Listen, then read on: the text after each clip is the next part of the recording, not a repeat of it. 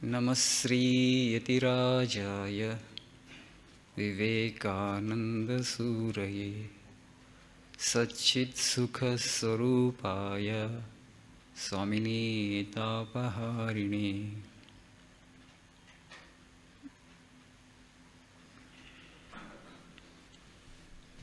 I think the topic you have seen already on the screen. Not with bad people, but in bad times. We are not with bad people, but we are in bad times. Now, I hear a good number of people who come to me. So they are not happy with anybody because they see faults in everybody. Nobody is according to their expectations. And that's why actually a lot of friction, adjustment problems, peacelessness is happening in the society. So you need to have the greatest compassion, and that will come only when you know that every individual is struggling according to his or her best in the circumstances given. Everybody is carrying a cross. Everybody has this burden.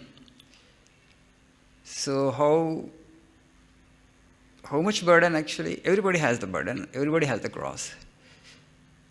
And the individual is struggling according to his or her capacity in the given circumstances. When we understand this, we will be kind and sympathetic and we will be able to bear the individual. Otherwise, life will be a constant friction. So recently a survey was conducted. The biggest problem of the present generation is to live with somebody whom they don't like. It could be boss, it could be your spouse, or it could be somebody actually with whom you have to live. But you are not happy with that individual, but you have to live. There you don't have an option, a choice. Right? That's actually the greatest source of peacelessness, unhappiness, friction. Other things are there. You have the basic necessities of life. You are well provided for. But this is the problem. So when you don't expect anything from an individual, and when you have this idea that we are not with any bad individual as such, the times are like that. So people cannot behave any better than what they behave. Then adjustment becomes easy. You will be able to bear the individual, you will be able to get along with the individual. So in fact, we are neither with bad people nor in bad times. People are good. People are behaving the way they can behave. Not even in bad times. If you ask anybody, even I have told you many times that as far as comforts and conveniences and amenities are concerned, we are the generation who are enjoying the most. There's so much we have invested on technology, on bringing ease into our lives. So much we have invested, right? Our intelligence, our time, and our energy. So as far as comforts and amenities are concerned, no other generation had actually this kind of luxury. But in what way? So in that way, we are in good times, the best times that humanity has ever lived in. We as a generation are living in the best possible times as far as external arrangements are concerned. But in what way we are in bad times? From the point of view of dharma, from the point of view of practicing dharma, we are in bad times. If you just look at our civilizational history, our core value is dharma. The soul of India is practice of dharma. We have taken that up as our core civilizational value. Why? Our ancestors, our rishis, they also actually had art, they had engineering. They also wanted to bring some ease into our lives. to provide some comfort for the body, basic physical necessities. Not that they did not think about it, they did think about it, because India is a very old civilization, a 10,000-year-old civilization. They have developed it. If you just see the temples in South India, in Tamil Nadu, or if you just see, the iron pillar in Delhi, 2,000 years back, from that we can have an idea what kind of engineering existed at that point of time. We may not be having these lines that we use, cranes that we use, the machinery that we use, but the engineering did exist. They had their own brains. Even some of the structure that even we wonder at how could they construct at that distant point of time such huge structures. They developed it as much as we needed and as much as it is necessary to provide some comfort to us. But they didn't go further, though they had the brains and genius. Why? They were sure that it would enslave us to matter. They were sure that if you provide too much of luxury and comfort to the body, we will get stuck, we will not progress spiritually. Too many amenities and too much of luxury you have created, and everybody will, run after that. Everybody will compete with other and wants to have more of that. In the process, we will forget that our real nature is Atman, our soul. We will identify with the temporary, constantly changing physical dimension of our personality, namely the body, and we lose sight of the ultimate purpose of life. And because of that, they didn't go further. And then what did they discover? They discovered that by practicing dharma, we will attain our real nature, namely the soul or consciousness. If you attain to that, you are totally fulfilled. You have become immortal. You are deathless. You are joyful always, forever bliss. So that is the purpose of life, that is the goal of life. They have figured it out. And then actually they try to inculcate that passion for dharma in every one of us. But from the point of view of practicing dharma, we are living in bad times. We all talk about these 4 yugas, Kruta Yuga, Treta Yuga, Dwapara Yuga, and Kali Yuga. What kind of people existed in Kruta Yuga? The passion that they had for dharma, we don't have surely. And also the strength that they had, we don't have. But of course, God has given concessions. So from people who are living in Kali Yuga, present times, God won't expect the dharma of the people of Kruta Yuga. That concession we already have. Kale dosha nide rajan hi asti eko mahan gunaha kirtanadeva krishnasya mukta sangha param rajayet. This famous sloka from Srimad Bhagavatam, I quote it very often because of this. Kale dosha nide rajan hi asti eko mahan gunaha. Though this age, Kali, is full of evil, dosha nidhi, but there is one great advantage of this age. What is that? Kirtanadeva krishnasya mukta sangha param rajayet. Whereas in Kruta Yuga and Treta Yuga, they had to do severe austerities. They had to practice severe austerities to win the grace of the Lord, to have the vision of the Lord. In this Kali Yuga, simply by repeating His name, you will be able to attain to that spiritual state, which they could attain in the Dwapara and also in Kali, Kruta and Treta, with great difficulty. We can't anyway practice that kind of intense austerities. Definitely, we don't have that much of strength, physical and mental strength. If they used to practice dharma a lot, they had a different kind of physical and mental strength for sure. The kind of austerity that Dhruva had practiced, a small boy, but see the determination. And of course, even Rakshasas, Hiranyakashipu, what kind of tapas he did. Ravana, what kind of tapas we did. We can't do that kind of tapas, that kind of austerities we can practice, even for a day. That was the intensity and passion they had. Somehow, if I win the grace of the Lord, I will have more powers. Asuras actually, they started off with a bad intention. They worked very hard. They practiced intense austerities. But the intention itself is bad. That to acquire more power and to subjugate others. That whereas gods, they had practiced with the intention of achieving highest bhakti, achieving supreme beatitude, and they had attained that, many sages and rishis. So from the point of view of practicing dharma, we are in bad times. So the rishis, after discovering this truth that by practicing dharma, dharma is the means and self-realization or mukti, freedom, is the goal. Dharma is the means and self-realization, mukti is the goal.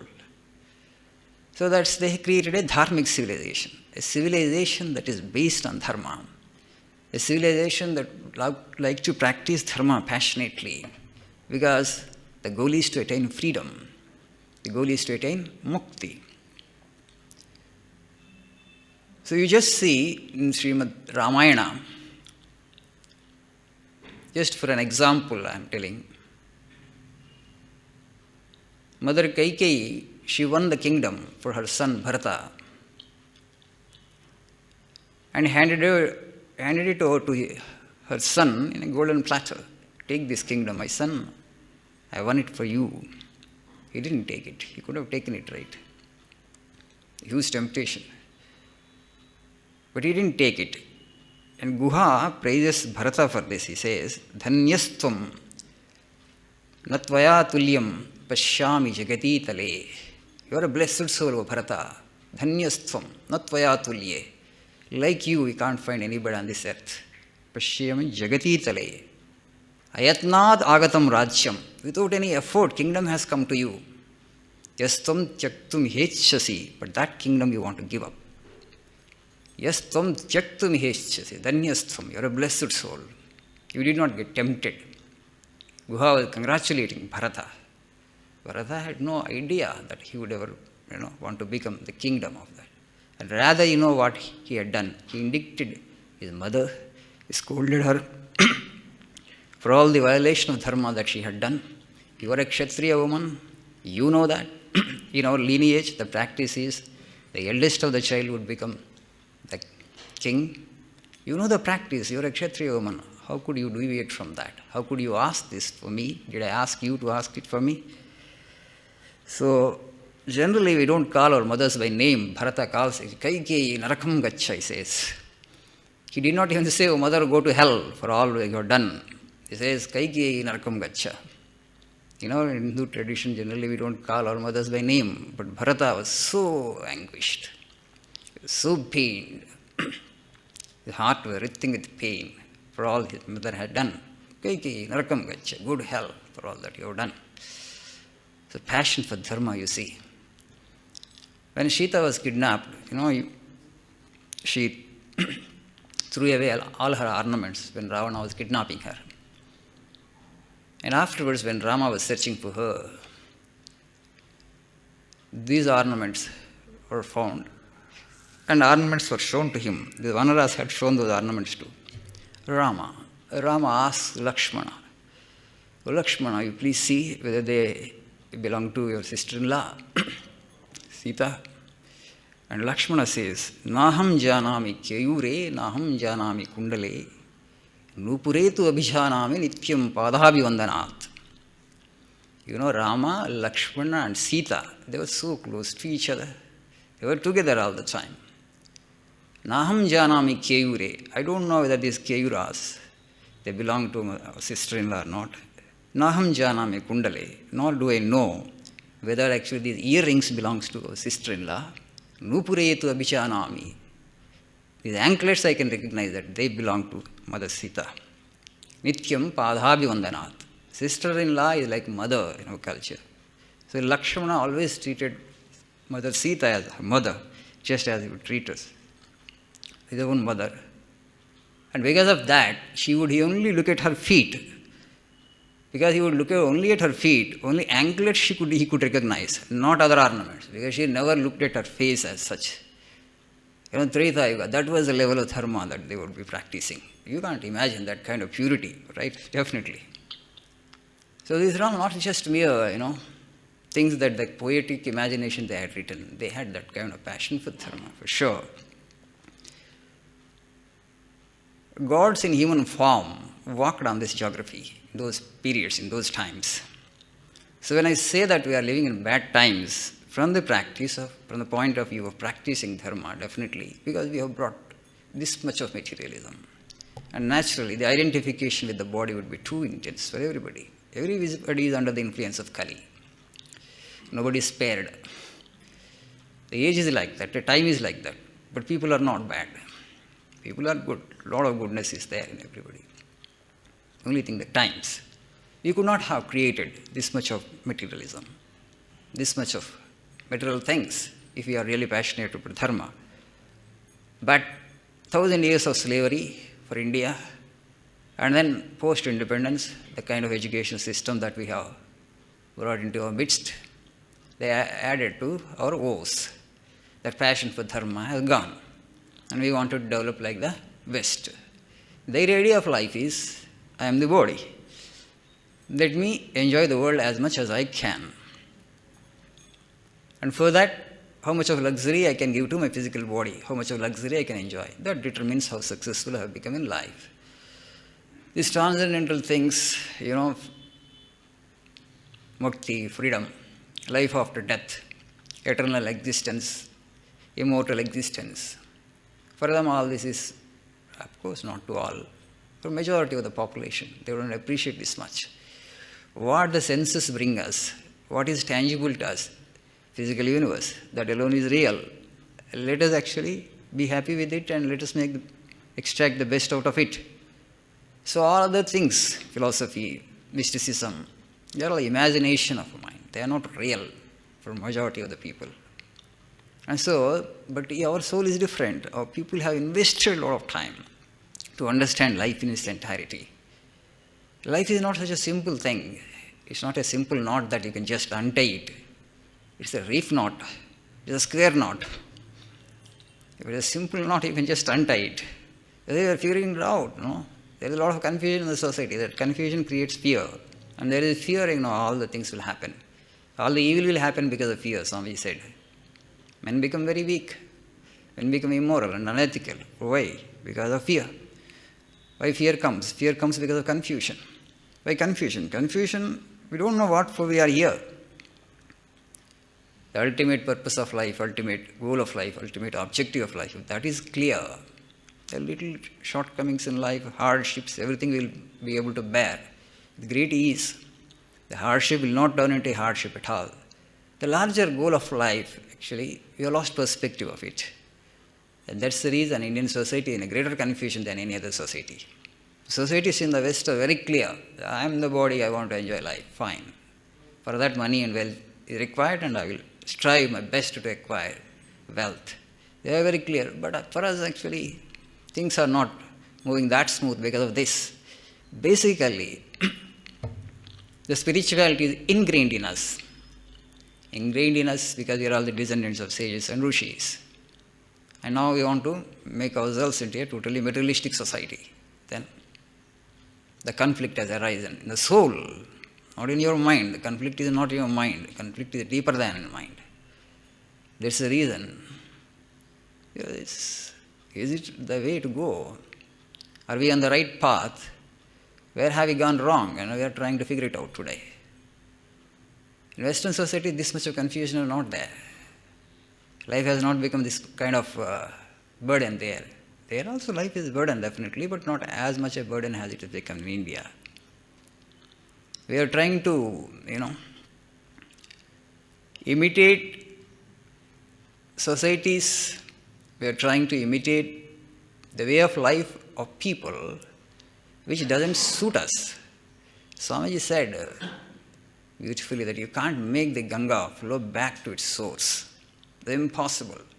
You've got your own ideals. Hold on to them, he said. This year we are celebrating that 125th year of Swami Vivekananda's lectures from Colombo to Almora. Oh, what great lectures. He talked about the glory of this civilization. What is India as a civilization?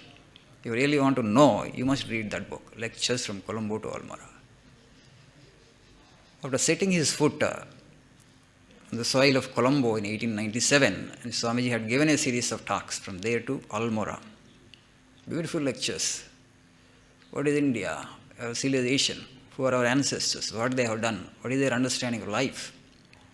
Such rich wisdom, such rich knowledge, they have passed on to us as a rich legacy.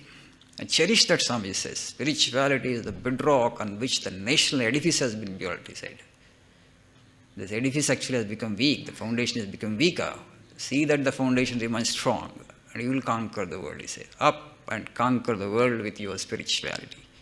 The world is thirsting for it. The world needs it. See, in 21st century also, we are talking about wars. The best part of our technology, the state-of-the-art technology, has gone into what? To make arms. Where has it gone, you think? It has gone into arms. Every country has piled up arms. Democracy is okay because you are not absolute, you don't have absolute power. Right? So many people you have to talk to, discuss, deliberate. You can't use them as and when you want. But there are some authoritarian regimes, autocratic regimes, absolute power. It's not easy. You don't know in which way you will use. And these authoritarian regimes are afraid of the democracies around them. Why? Because my own people may aspire for democracy and they may revolt against me. That will be a fear an autocrat will have all the time.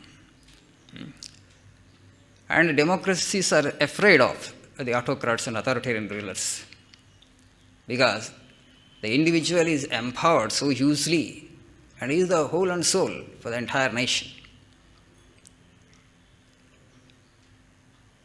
Huge stock of arms are at his disposal. He doesn't have to consult anybody. He is monarch. He has absolute power.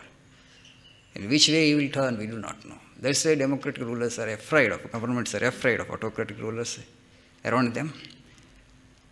Authoritarian rulers, they are afraid of democracies that my people also may have the same aspiration. I have to divert their attention all the time. Otherwise, they might aspire and they might try to dethrone me. That they will have this fear. So which is a perfect system? No, we don't know. This is perfect and that is perfect, we don't know, but both are existing, right? Both are existing, both live in fear of each other. This why logic, it doesn't work. Have humility. You have not figured it out. You can't say that this is absolute. Democratic people say that actually this is absolute. No. What is the proof? There are autocratic governments are there, authoritarian rulers are there around you. They also exist. They say that they are 100% right. No, because democracies exist here. Who is ultimate? Who is absolute? No, this is a relative world. Nothing in this world is absolute. So logic, it doesn't help you. Both exist. Contradictions exist. Paradoxes exist. This world is actually full of paradoxes. You can't really explain them through logic. You just accept them as they are and have the humility that I don't know.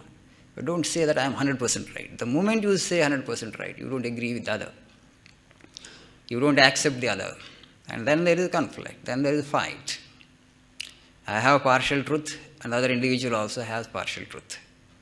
Nobody has the absolute truth here. You can't have in the relative world the absolute truth. I know something, you know something, I have some understanding, you have some understanding, I have some perspective and you have some perspective. No, my perspective is absolute. My perspective is 100%. Then you are sure you are actually inviting trouble for yourself. The other man also will assert like that, and then there is conflict. So if this much of humility comes into human lives, that I am only with partial truth. Absolute truth doesn't belong to this relative world. Nothing physical, nothing psychological can ever be the absolute. Only the spirit or consciousness is the absolute. That's a different realm. When you transcend the physical and the psychological, you attain that, you achieve that. That we call as mukti, kaivalya, nirvana. God realization, self-realization. Multiple names for one experience. Attain that, achieve that. To achieve that, you have to practice dharma. And this way, our people always talk about dharma. Dharmo rakshati rakshitaha. But do we have the same faith today? Our rishis have again and again told, hold on to this. You will move the world. Once you are with dharma, you are with God. You will stand as underwriter. He will throw his weight behind you. The Mahabharata war also, Duryodhana thought because he had numbers with him, he would win the war. Did it happen? Who won the war ultimately? Pandavas. Because they were with dharma. Even when Duryodhana went to Mother Gandhari and sought her blessings, She did not give her blessings to her own son. Wicked son, she said. Yato dharma tato jaya. Oh, my son, be blessed with victory, she didn't say. Generally, mothers are generally identify with their children. Even if it is a wicked guy, they would bless him, be victorious. But because she belonged to Dwapar Yuga, she did not bless him. Mother's blessings also he couldn't obtain victory, but he went for war. That was the headstrongness. Yado dharma tato jaya, she said. That means she knew which side is going to win the war. But it always happens. So hold on to dharma and you will have God with you. God will walk by your side. Pandavas were holding on to dharma, and that's why Krishna walked with them all through their life. God was by their side. So our people, our rishis have said this. In Kali Yuga, definitely dharma declines. Dharma will stand only on one pillar. So in bad times, from that perspective. So, but as much as we can practice, if you hold on to that, if you practice that, the reward is too huge, definitely. There are times are against. Times are against, but you are passionate about practicing dharma to the best of your capacity, and then you will win the grace of the Lord.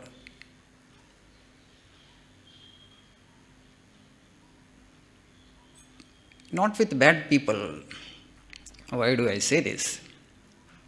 When I see the patience people are actually exhibiting, really it is great. It is so great. I wonder, I can't actually exhibit that kind of patience, show that kind of patience, even for a week. But that kind of patience actually they are showing for life. Yesterday a mother came from a nearby town. She wanted her elder son to be taken into the monastery and kept here, but the child has some psychological problems. And she has been dealing with the child for the last 15 years. The child is now 20-year-old. And she has another child in her home, a special child, younger son, 16-year-old. And she has been taking care of that child for 16 years. Almost actually two special children in the same family. And she was in tears before, after some time. I could understand her pain. You and I cannot do the service that she is doing to her children even for a week. And that she has been doing it for years. And you must felicitate her for the patience that she is displaying. It's impossible, humanly impossible. I can place myself in her shoes and feel her pain and know the burden that she has upon her. I can't do it even for a week. Impossible. The second child particularly, she has to take him to washroom, she has to take him to bathroom, she has to provide food for him. She has to give. One day she cannot come out of her home. If she comes out of her home, nobody there to take care of the child. Only she knows what he needs, what time, and she alone can attend to him. For a lifetime, she cannot come out of the house practically. And also, the fear will be there. Who will take care of my child after we pass away? Parents with. Where the child has special needs, that tension, that worry will be there. And that patience is superhuman. What she is displaying is superhuman. It is divine. It is godly. Unless they see God in their child, they won't be able to. Mother feels identified with the child. She cannot. But she has to take care of the child, and she is taking care of it. One day she cannot come out of the house, and you just see. That's why I am saying we are not with bad people. Saints are there. To exhibit that kind of patience, one must become a saint. They are there. She is a saint in that way. That mother is a saint.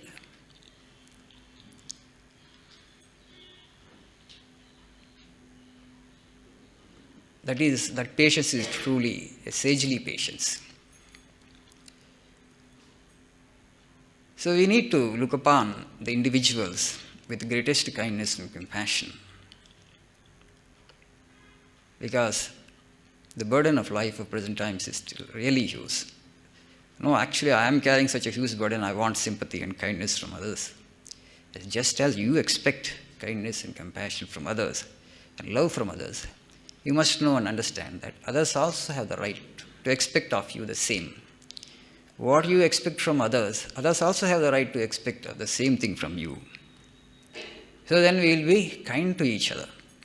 In workplaces, in families, in companies, in corporates. Everybody learns to be little more kind than what I am today. Tomorrow I will try to be little more kind than what I am today. And try to increase it by the day, slowly and slowly and slowly. So the world will become a better place to live in. So what should be our immediate goal? To make life comfortable to people around us as much as we can. Right? To make people life a little more comfortable than what it is now. So what can I do for that? What should I do? You think, and then you will get the idea. So then you reflect before you go to bed. Did I do anything which actually helped others to feel a bit ease in their life? Yes, if you are done, yes, you have spent your day well. You made your day. And slowly, this should become your second nature over a period of time. You will realize the truth in the end. That much only is needed. So other things we are doing, going to a pilgrimage, worshipping the Lord through idol, through image. We do it so well. Our Puja Gurudev, Swami Ranganathanji Maharaj says, we are very pious in temple, he used to say. But when it comes to interacting with people, how we behave with other people, every human being is a temple of God. God is coming to you in human form. How do you interact with this God who is actually all around you? It's nothing wrong to worship the Lord through an image, through a portrait, through an idol. That's good. We can cultivate our bhakti. Sri Ramakrishna in fact did that and attained to the highest. That has its place. That Swami Vivekananda again and again stresses on this. All beings are temples of God. Human being is a Taj Mahal among those temples. And nobody spoke so eloquently about the glory of human being and human species as Vivekananda spoke about. And he says, Murka Devo Bhava, Daridra Devo Bhava.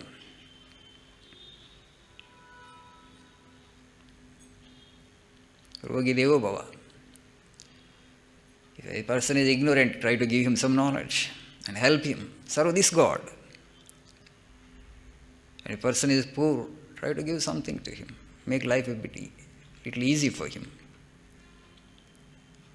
Daridra Deva Bhava. Lord comes to you in the form of a poor man. Rogi Deva Bhava. Lord comes to you in the form of a sick man. So giving up these gods, where else you want to worship the Lord, he says. What I am saying is, we have so many temples, but temples are mushrooming now. New temples are coming up by hundreds and hundreds. Well, that is fine. We don't need any more temples if you ask me. We've got enough number of temples. Try to worship the Lord through this temple. But here, this temple, this God actually we see as a kind of competitor, a kind of enemy. And then we want to worship the Lord only through the image. And there we want to show all our bhakti. Then at least you will become a responsible human being. That I am interacting with forms of God all the time. As Swamiji says that if you hurt others, you hurt yourself. If you do violence with others, you do violence with yourself. If you cheat others, you cheat yourself. You are not cheating others. That others is a misnomer according to Advaita Vedanta. You are me in another form. I am you in another form. You and me are one and the same. The difference is only in the apparent, not in the real. Physically, we may be different from each other. No two individuals appear alike. Psychologically, we may be different from each other. Your thought is different from my thought. Your opinions, your beliefs, your ideas, your perspectives may be different from mine. A variation is there. We accept it. It's important to conduct ourselves in this secular world, the relative world. But the core of your being and the core of my being is one and the same. You are essentially soul or self, consciousness. I am essentially soul or self or consciousness. You are an instrument of consciousness, the Lord. I am an instrument of consciousness. It is He who has made all these instruments and playing. It is His sport, His Leela. He is sporting with His own instruments. You are an instrument, I am an instrument. We both have kinship. Rather, we are one. Both of us belong to the same Lord. So how you need to look upon each other? How you need to treat each other? How you need to behave with others? Yes, we all want to behave well, I know. Where is the problem?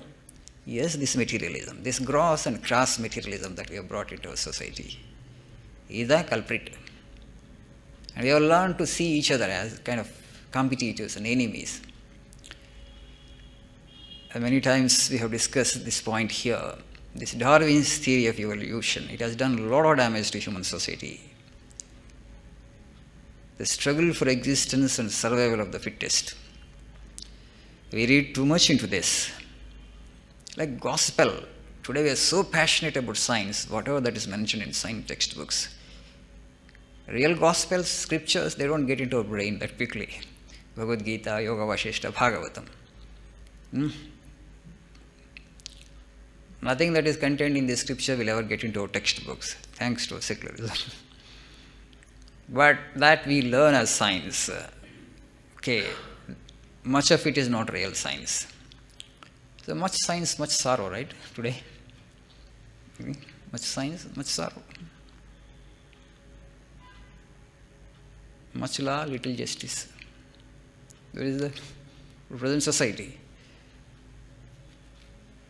Struggle for existence, survival of the fittest, natural selection, origin of species.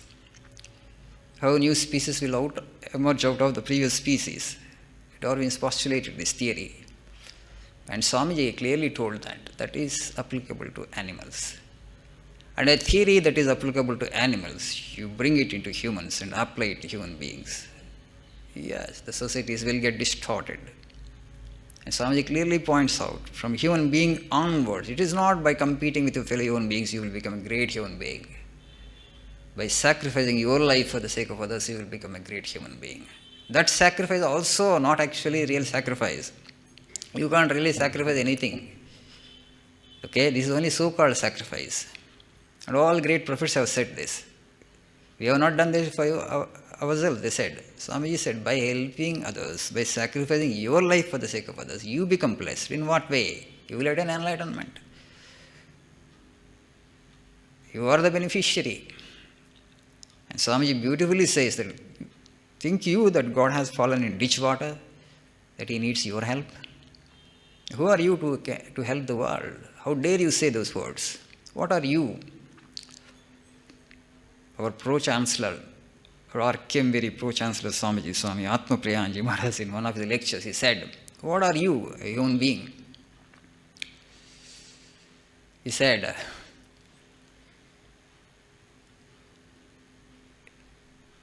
a group of carbon particles crawling pathetically and piteously on a particle of cosmic dust, he said. This earth is actually a particle of cosmic dust. We know how big these galaxies are there. We know how many billions of galaxies are there. So compared to the size of the universe, our earth is actually a dust particle. It has no address in this universe. It's too small, the earth. On this earth, we think we are two big human beings, but he says just an aggregate of carbon particles. What else we are? This is only carbon, right? An aggregate of carbon particles crawling pathetically and piteously on a cosmic dust particle. That is our earth. That is our existence. And if you say that I am going to help the world, it is blasphemy, sacrilege, height of ignorance. You can't help anybody in the world, Swamiji said. You can only help yourself. If you get an opportunity to serve others, to help others, deem it as a privilege. Deem it as a blessing from the Lord. This is what he said to that great philanthropist, Rockefeller. He said, your wealth is not yours. It belongs to God. You are only a custodian. Hold it in that understanding and distribute it, spend it on others.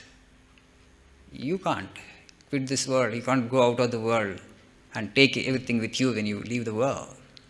Not possible. You have to leave everything behind here. He has acquired name now, you see. After the interaction with Swami Vivekananda, he became one of the greatest philanthropists that the world has ever seen. And now his name has become immortal. He has gained that yashas, that fame. So we can't help anybody in the world. We can only help ourselves. By helping others, we help ourselves truly. So when we have this understanding, we don't want to compete with others. Competition is not good. Swami says competition kills the kindliness of the heart and makes people hard-hearted. Always you see the competition. How to survive. No. No animal struggles for the basic necessities of life as much as we struggle, but still we consider ourselves educated. Strange. Right? For a rat, it takes one night to dig its hole. That means to build its house. One night is sufficient. For human beings, 25 years. You purchase a flat, 25 years EMI. So 20 years of education is to purchase a flat. That means 25 years it takes for you to build your house. For an animal like a rat, it takes only one night. For a bird, the most beautiful nest it builds in 1 week time. And now still we consider ourselves educated, I am saying. Somewhere something has gone amiss. Yeah, universities, wonderful universities, big names. I don't want to give the names. You all know. Right? Best education is imparted. So all this is because you want to be better than your neighbor and you want to have all the material comfort, all the luxury that is available under the sun. Why? Because you are identified so intensely with the body. So that has become the sole objective.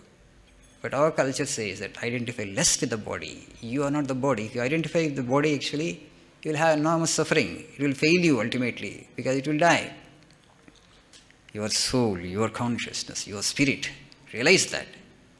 Yes, as much that is necessary for the body, only take that much only from nature. Then you don't have to get into competition mode. You don't have to be in competition with anybody in the world. Then where is the source of friction? Then where is the source of fear? You are free from all that. All that distorts your psyche. Life becomes beautiful when you have that kind of renunciation. When you have this right goal of realization of the truth. Right? So now it is 6:30.